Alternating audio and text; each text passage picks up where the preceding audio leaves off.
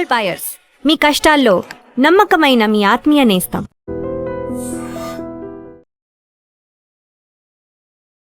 నమస్తే, welcome to I dream. స్టూడియోలో ఉన్నారు శేఖర్ భాషా గారు. మాట్లాడదాం. శేఖర్ భాషా గారు నమస్తే. చాలా రోజులైంది మీతో మాట్లాడి. సో పెద్ద సినిమా గురించి మాట్లాడడానికి ఈరోజు మిమ్మల్ని ఇన్వైట్ చేశాను. జాన్వీ కపూర్ హీరోయిన్ ఎపిసోడ్ మీద తీవ్ర విమర్శలు వచ్చాయి. కేవలం గ్లామర్ కోసమే వాడుకున్నారు. అసలు ఆమెకు అసలు ఆ సినిమాలో ఆ పాత్రకు అసలు విలువే లేదు, అందచందాలు ఆరబోయడానికి మాత్రమే సీన్లు క్రియేట్ చేసి మరీ చేశారు అని చెప్పి బాలీవుడ్లో కూడా విమర్శలు వచ్చాయి. జయా బచ్చన్ గారు కూడా మాట్లాడిన పరిస్థితి ఉంది. తర్వాత డైరెక్టర్ గారు క్షమాపణ చెప్పారు, కొన్ని సీన్లు కట్ చేశారు, యాడ్ చేశారు, అన్నీ జరిగింది.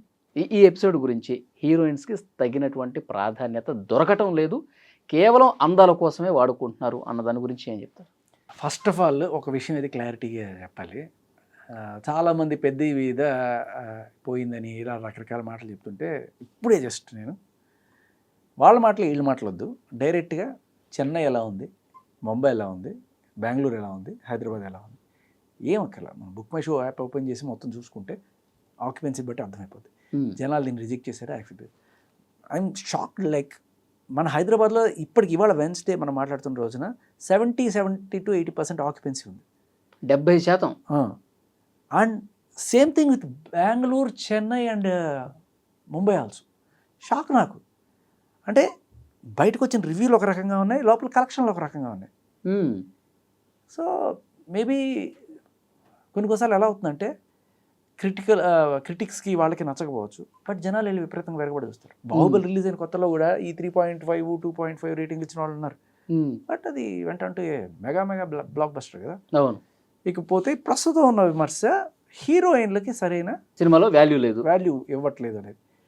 నాట్ జస్ట్ ఇవాళ, ఇంతకుముందు ఎన్ని సినిమాలు తీసుకో, సంవత్సరానికి 300 సినిమాలు రిలీజ్ అయితే అందులో ఎన్ని సినిమాల్లో హీరోయిన్కి సరైన వాల్యూ ఉంది?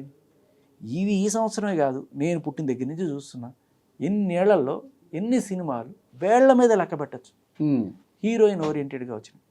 అందులో లైక్ ఒక సాయి పల్లవి, ఒక సావిత్రి గారు, లేకపోతే ఒక సౌందర్య గారు, ఇటువంటి వాళ్ళు చేసిన కొన్ని సినిమాలు, లైక్ కొన్నిసార్లు విజయశాంతి గారు, రాములమ్మ, లేకపోతే కర్తవ్యం లాంటివి వెరీ రేర్గా వస్తుంటాయి. ఉమెన్ ఆఫ్ సబ్స్టెన్స్ వాళ్ళకు ఒక వెయిట్ ఇచ్చి ఎంతసేపు ఒక గ్లామర్ డాల్ లాగా చూపించడం అనేది, అది కూడా అంటే కాదు సార్. ఇప్పుడు ఇలాంటి సినిమాల్లో కూడా హీరోయిన్కి ఒక పాత్ర, ఒక విలువ ఉండే పాత్ర, కథలో లీనమయ్యేటువంటి పాత్ర, కథను ముందుకు నడిపించే దాంట్లో హీరోయిన్ కూడా పార్టిసిపేట్ చేసే విధంగా డిజైన్ చేశారు. ఇప్పుడు పుష్ప తీసుకోండి, త్రూఅవుట్ రష్మిక మందన క్యారెక్టర్ ఎంత బాగుంటుంది ప్రతి దాంట్లో. అట్లా చేయొచ్చు కదా, కేవలం పాటల కోసమే తీసుకున్నారు అన్నట్టు కాకుండా. ఇప్పుడు ఏమవుతుందంటే, ఒక కథ రాసుకున్నావు నువ్వు, ఆ కథలో ఎక్కడ కూడా హీరోయిన్కి స్కోప్ లేదు. బట్ ఏం చేయాలి, మనకి సినిమా అన్న తర్వాత హీరోయిన్ కావాలి కదా, ఎంతో కొంత హీరోయిన్ కావాలి, కొంత డ్యాన్సులు కావాలి, ఇవి కావాలి కదా, ఎక్కడో ఒక చోట పెట్టాలి. ఇలా బలవంతంగా ఇరికిచ్చిన క్యారెక్టర్ అనిపిస్తుంది తప్ప, నిజానికి అది తీసేసి ఆవిడ క్యారెక్టర్ లేకుండా కూడా డైరెక్ట్ సినిమా చూసినా కూడా అంతే ఇది ఉంటుంది. ఇక్కడ రెండు రకాలు. అంటే మన తెలుగు వాళ్ళకి ఏంటంటే హీరోయిన్ కంపల్సరీ, ఒక 5 పాటలు కంపల్సరీ అనే ఈ ఫార్ములా నుంచి మనం ఇంకా బయటపడాలి. అవును. మలయాళం ఎంత చిన్న ఇండస్ట్రీ, వాళ్ళు ఎంత అద్భుతమైన సినిమాలు తీసి ఇప్పటికీ కూడా మన తెలుగు వాళ్ళు మలయాళం నేర్చుకొని కూడా సినిమాలు చూస్తున్నారు. గొప్ప విషయం అది. అదొకటే కాదు, నాట్ జస్ట్ ఇప్పుడు హాలీవుడ్లోను లేకపోతే బాలీవుడ్లో ఇప్పుడు దంగల్ లాంటి సినిమా ఉంది, దాంట్లో ఏం ఎక్స్పోజింగ్ ఉందా? బ్రహ్మాండమైన వెంటనే బ్లాక్ బస్టర్ దురంధర్, ఏముంది దాంట్లో? మన వాళ్ళు ఎప్పుడు ఇది డైజెస్ట్ చేసుకుంటారు? అవసరం లేదు, కథలో దమ్ముంటే ఏ హీరోయిన్ ఎక్స్పోజింగ్ అవసరం లేదు అని చెప్పి ఫస్ట్ తెలుసుకోవాలి నువ్వు. అండ్ ఇంకోటి, when your dealing with Ram Charan, ఇటువంటి ఈజ్ అ గ్లోబల్ స్టార్. అంత పెద్ద స్టార్కి ఎంత పెద్ద మార్కెట్ ఉంది, ఆ మార్కెట్ ఆడియన్స్ నువ్వు తెలుసుకొని వెళ్ళాలి. ఇక్కడ I understand like 70% occupancy is a good thing. Maybe collections wise చూస్తుంటే ఆయన బుచ్చిబాబు గారి డిసిషన్ కరెక్టేనేమో అనిపిస్తుంది. కానీ నేను అనేది ఏంటంటే, కేవలం జాన్వీ కపూర్ అందాల కోసం వెళ్తున్న వాళ్ళు ఎవరు ఉండరు అక్కడ. పెద్ది అనేది ఒక ఆ టేకింగ్కి కావచ్చు, రామ్ చరణ్ యాక్షన్కి కావచ్చు, ఆ థీమ్ ఏదైతే ఉందో, ఆ గేమ్ కావచ్చు, ఆ క్రికెటింగ్ షాట్స్ కావచ్చు, వీటి కోసం వెళ్తున్నారు తప్ప జాన్వీ కపూర్ చెప్పాలంటే ఒక రకంగా మైనసే. వచ్చినంతసేపు అబ్బా అసలు ఇప్పుడు జనాలకి అబ్బా జాన్వీ కపూర్ కనబడింది కదా సంఘ కాచుకొని చూసే బ్యాచ్లు ఎవరు లేరు. ఉమ్. అంతకన్నా ఇంటర్నెట్ ఓపెన్ చేస్తే ఇంకా బొచ్చే బోళ్ళు అందాలు చూసుకోవాలనుకుంటే ఉమ్. దానికోసం ప్రత్యేకంగా చేయాలి అసలు అవసరమే లేదు. నువ్వు Okay. చేయాల్సిందల్లా నీ అసలు హీరోయిన్ పార్ట్ తీసేసి ఓన్లీ కథ మీద ఫోకస్ చేసి అట్లా చేస్తే బెటర్ అంటారా? అవసరం లేనప్పుడు పెట్టాల్సిన పని లేదు. ఇప్పుడు ఒకవేళ నిజంగానే హీరోయిన్ పెట్టాలి అనుకున్నప్పుడు ఆ జగపతి బాబు గారి క్యారెక్టర్ ఉంది, దాంట్లో లేడీని పెట్టే. అదే హీరోయిన్ పెట్టి ఒక హీరోయిన్ ఉంటుంది, ఆవిడ మేబీ ఒక జర్నలిస్ట్, ఒక సోషల్ అవేర్నెస్ ఉన్న క్యాండిడేట్, ఆవిడ ఆ ఊరికి రావాలని చెప్పి ఫైట్ చేస్తూ ఉంటుంది, వీళ్ళందరినీ కూడా మోటివేట్ చేస్తూ ఉంటుంది. ఎన్ని సినిమాల్లో అలా మోటివేట్ చేసిన హీరోయిన్ లేరు. ఉమ్. మనకి దానికి హీరోయిన్ పనికి రాదు, 4 స్టెప్లు వేయడానికే పనికి వస్తుంది. ఇప్పుడు జగపతి బాబు క్యారెక్టరే హీరోయిన్ పెట్టుండొచ్చు కదా నువ్వు, ఉమ్. Why not? పెట్టాలి అనుకుంటే if a heroine of substance, ఒక గ్రావిటీ ఉన్న క్యారెక్టర్ చేయాలి అనుకున్నప్పుడు యూ కెన్ డూ దట్. ఆమెను కేవలం ఇక్కడ ఏంటంటే అలా పెట్టుకున్నారనుకో ఈ గ్లామర్ ఆరబోతలు కుదరవు. ఉమ్. ఇంకోటి ఏంటంటే మెయిన్ థింగ్ జగదేగుడిలో ఒక సుందరి తండ్రి తల్లి అంటే ఒక పక్క చిరంజీవి కొడుకు, ఇంకో పక్క శ్రీదేవి కూతురు చేస్తున్నారు అనేది ఒక రకంగా ఏదో రకంగా తీసుకురావాలి. ఇందాక ఎవరో చెప్తున్నారు ఫస్ట్ డేట్లు దొరుకుతాయండి హీరోవి, ఉమ్. తర్వాత కథ రాసుకుంటారు, లేకపోతే ఎప్పుడు ఒక కథ తీసుకొని చేస్తారు. ఇప్పుడు ఆయన డేట్లు ఈ డేట్లు దొరికినప్పుడు ఏదో రకంగా చేసేది బలవంతంగా చూపించినట్టు కాకుండా అక్కడే నీ క్రియేటివిటీ ఇది అవుతుంది. ఇక్కడ సినిమాలో మెయిన్ కాంట్రవర్సీలు 2. ఒకటి ఇవన్నీ చూపించిన తీరు, కాస్త ఎప్పుడైనా మొహం చూపించండి అన్నట్టు, మొహమే చూపించట్లా. ఉమ్. ఆ హీరోని కూడా అదే క్యారెక్టర్లు ఇప్పుడు ఆయన అంటే అనుకున్నాడు, హీరో కూడా అలాగే మొహం చూడడం, అంటే మనసు లేదు, ఓన్లీ శరీరం మాత్రమే చూస్తాడు. మరి వాడు కూడా ప్రేమలో పడతారు మళ్ళీ. అవును. అది కొంత it didn't go well with. అంటే హీరోయిన్ చూసి మోజుపడిపోయి ఒక రాత్రి వెళ్ళిపోయి కరెంటు చీకటి పడ్డప్పుడు ముద్దు పెట్టడం. సో ఇక్కడ ఏంటంటే పద్ధతిగా కల్చర్డ్గా లేకపోతే లీగల్గా అంతా చెయ్యాలి అనడానికి అది ఒక క్యారెక్టర్, ఒక ఊరోడు క్యారెక్టర్. ఆ ఊరోడు కూడా మెట్టోడు క్యారెక్టర్, ఒక కొండోడు క్యారెక్టర్. ఆ కొండోడు క్యారెక్టర్లో సరే ఇవన్నీ ఎక్స్పెక్ట్ చేయకూడదు మనం, అలాగే ఉంటారు. కానీ ఓవరాల్గా ఒక సినిమా ఏంటి, ఒక ప్రాబ్లము, దానికి ఒక సొల్యూషను, దాంట్లో ఒక ప్రొటాగనిస్ట్ అంటే ఒక హీరో ఉంటాడు, ఆ హీరోని ఎంతో కొంత ఆదర్శంగా చూపించాలి.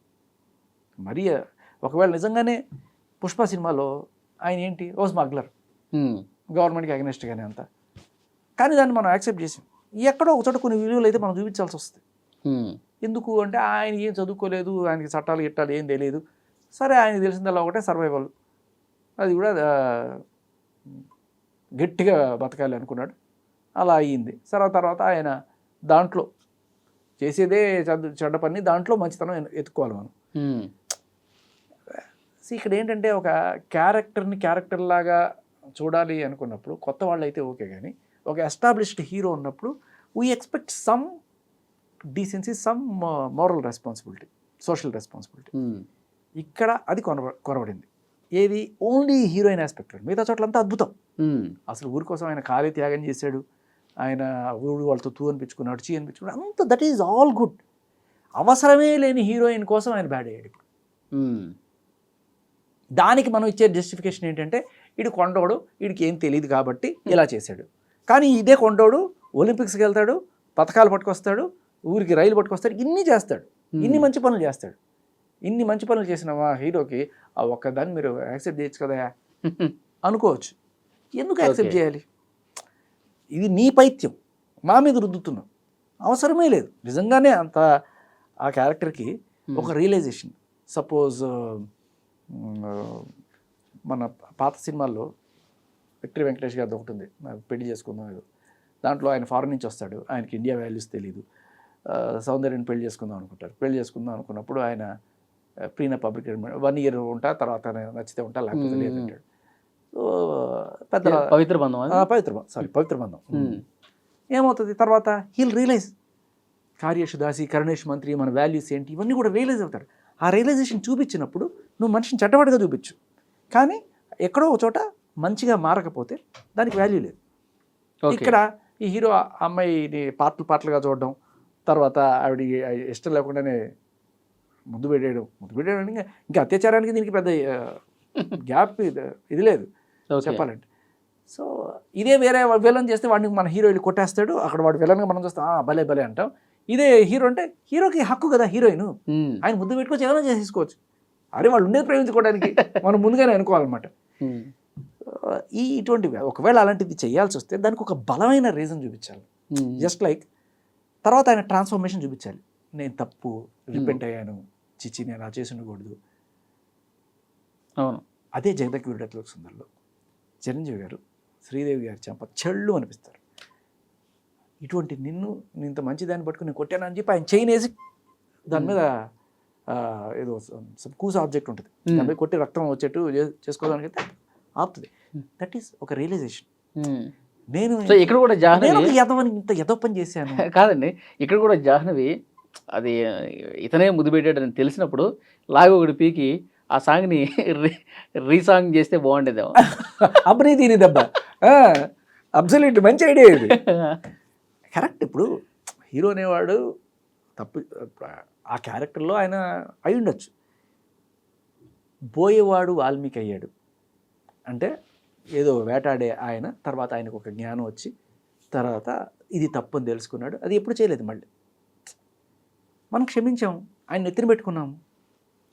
ఎందుకు జరిగింది అంటే ఆయన ఒకప్పుడు ఏమి తెలియనివాడు, ఒక జ్ఞానం వచ్చిన తర్వాత చేశాడు. ఆయన జ్ఞానమే రాలేదనుకో ఆయన ఎప్పటికీ హీరో కాదు.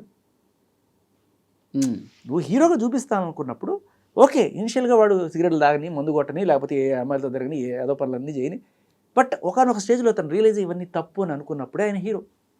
Okay, what is he? ఆ విలన్కి అదేదో బొందు కట్ చేసే ఆ విలన్కి ఈయనకి పెద్ద తేడా ఏముంది? కరెక్ట్. ఈవిడ నచ్చాడు కాబట్టి అటువంటి పని చేసిన వాడిని కూడా యాక్సెప్ట్ చేసేస్తుందా? నువ్వు హీరో కాబట్టి నువ్వేం చేసినా చేసేసుకోవచ్చా? అంతే, లాజిక్ లెస్గా ఉంటుంది. కాబట్టి ఆ విషయంలో కొంచెం జాగ్రత్త తీసుకుంటే బాగుండేది. వెయిట్ ఉండాలి. ఆ వెయిట్ లేదు. అందుకే ఆయన కూడా కొంచెం నేను తప్పు చేశానని భావించాడు కాబట్టి క్షమాపణ కోరాడు కదా ఆయన. రామ్ చరణ్ గారు చాలా క్లియర్ కట్గా షూటింగ్లో ఉన్నప్పుడు ఆయన ఇబ్బంది ఫీల్ అయ్యాడు. ఆ అమ్మాయి ఇబ్బంది ఫీల్ అవ్వడం కాదు, రామ్ చరణ్ గారే. ఎందుకంటే సినిమా హిట్ అయినా ఫట్ అయినా అంతా ఆయన మీదకే వస్తుంది. అంతే. ఇప్పుడు బుచ్చిబాబు సనకో లేకపోతే జాన్వీ కపూర్కో అంటగట్టరు. విజయం అంతా అయిందే, లేకపోతే అపజయం అంతా కూడా అయిందే. అదే సినిమాలో ఆయన ఓం రౌనత ఎవరు ఉన్నాడు, Prabhas cinema director, come here అని చెప్పి ఆయన పిలిచి తర్వాత గట్టిగా సినిమా చెడగొట్టామని చెప్పి కోపం వస్తుంది ఆదిపురుష్కి. అలా maybe come to my room అన్నట్టు కమ్ టు మై చాంబర్ అంటాడేమో రామ్ చరణ్. ఎందుకంటే నేను విన్నది రామ్ చరణ్ గారు ఖచ్చితంగా ఇటువంటి సీన్స్ వద్దు అని చెప్పి ఆయనకి చెప్పిన కొంత కన్విన్స్ చేయడానికి ట్రై చేసినా ఆయన ఒప్పుకోలేదు. ఆ కోపం ఆయన అక్కడ సెట్స్లో కొంతమంది మీద కూడా ఇండైరెక్ట్గా చూపించారు అన్నట్టుగా కూడా తెలుస్తుంది. అంటే డైరెక్ట్గా నేను తిట్టలేను నేను, ఏంటి ఆ సీన్ చెప్పి అసిస్టెంట్ డైరెక్టర్ అంటారు కొన్నిసార్లు. సార్ నాకేం తెలియదు సార్ అంటే అర్థం అవసరం వాళ్ళకి అర్థం అవుద్ది అన్నట్టుగా కూడా చెప్పినట్టుగా షూట్ టైంలో జరిగిందని నాకు తెలియవచ్చింది. Okay okay, great. ఎంతవరకు నిజమో తెలియదు, ఒకవేళ నిజమైతే బట్ హీ ఫెల్ట్ దట్. కానీ మన వాళ్ళు ఏమవుతారు, సార్ మీకు తెలియదు సార్, మీ వాల్యూ ఏంటి సార్, అదేదో బాలయ్య గారు ఒక స్టేజ్ మీద చెప్తారు, ఫ్యాన్స్ అంటే మిమ్మల్ని ఏమనుకుంటారు, ముద్దైన పెట్టాలి గడిపేం చేయాలని అనే స్టేజ్లో వాళ్ళు ఊహించుకుంటారని వీళ్ళు అనుకుంటారు. కానీ ఫ్యాన్స్ మాత్రమే హిట్ చేస్తే సరిపోదు కదా, నువ్వు ఒక గ్లోబల్ స్టార్ అయ్యా, నీకు అనిపించుండొచ్చు, తప్పు అనిపించుండొచ్చు, and you should make sure. అంటే కొన్నిసార్లు ఏంటంటే మొహమాటాల్లో కొన్ని ఇవైపోతాయి. అవును, పీరిచి లెఫ్ట్ అండ్ రైట్ ఇచ్చి ఇది చెయ్యి తప్పు, ఇది తీసేయి, ఇది చెయ్యి అని చెప్పి ఆ కన్విక్షన్ తో. అంటే మళ్ళీ ఇది కూడా ఉంటుంది కదా, డైరెక్టర్ పాయింట్ ఆఫ్ వ్యూలో ప్రతి దాంట్లో ఏలు పెడుతున్నారు, కెలుకుతున్నారు, స్టోరీని దెబ్బతీస్తున్నారు అని చెప్పి డైరెక్టర్స్ కూడా కొంచెం ఇబ్బంది పడతారుగా ఉంటారు. ఇక్కడ ఇవాళ ఏ సీన్స్ అయితే కట్ చేసి మళ్ళీ కొన్ని యాడ్ చేశారని చెప్తున్నారు. అంటే అక్కడ రామ్ చరణ్ గారు ఆ పాట టైంలో ఐ మీన్ మల్లెపూల బుట్టలో పడ్డం ఈ సీన్లన్నీ ఆ టైంలో కూడా మరీ అంత పార్ట్గా పట్టి చూపించుకోండి.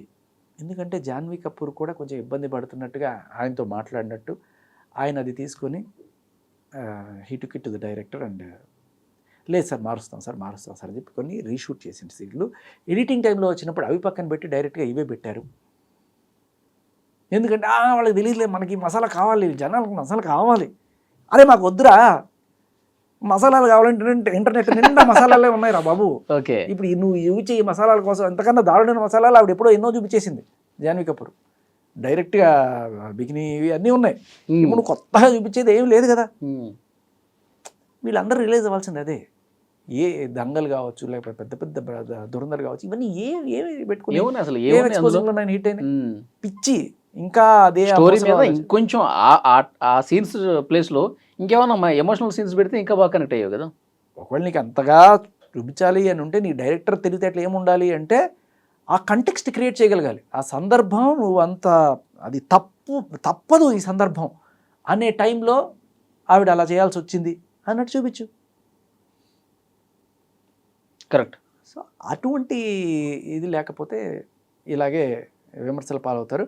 బట్ స్టిల్ రైట్, ఇది మాత్రం పక్కన పెట్టేస్తే సినిమా ఈజ్ మంచిగానే పోతుంది. మంచి మెసేజ్ ఉన్న సినిమా. అండ్ రామ్ చరణ్ గారు చాలా అద్భుతమైన పెర్ఫార్మెన్స్ అయితే ఇచ్చారు. ఈ రోజుతో 1 వీక్ అవుతున్నట్టుందిగా సినిమా రిలీజ్ అయ్యి.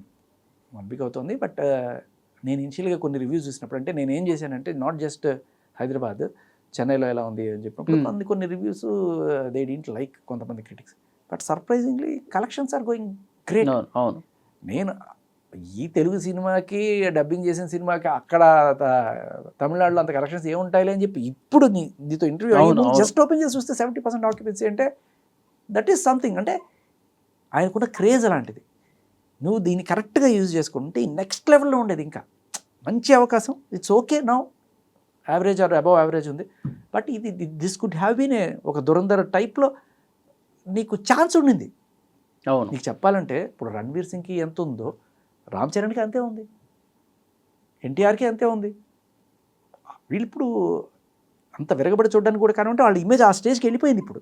అవును, మరి కరెక్ట్గా మనం యూటిలైజ్ చేసుకోవాలి.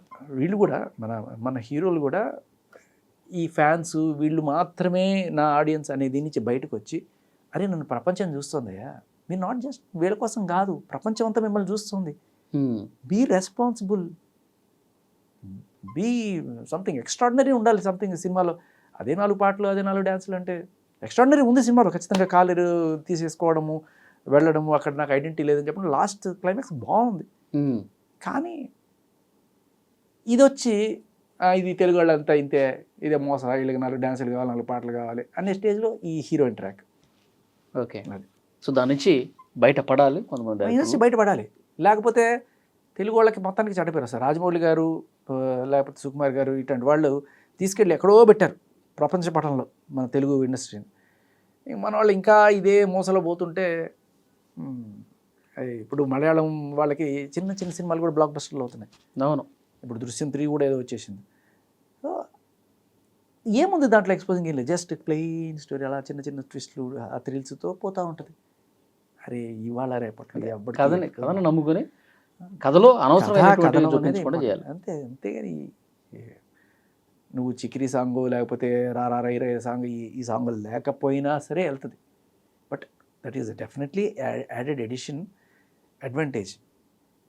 కానీ ఒకవేళ అలాంటివి పెట్టాల్సి వచ్చినప్పుడు కూడా ఆడియన్స్ డినే చేయలేకుండా, ఇది లేకపోయినా కూడా ఇది ముందుకెళ్ళదు కదా అనుకునే స్టేజ్లో కూడా నువ్వు పాటలు పెట్టగలగాలి. అది నీ క్రియేటివిటీ. చాలా బాగా చెప్పారు. Thank you very much.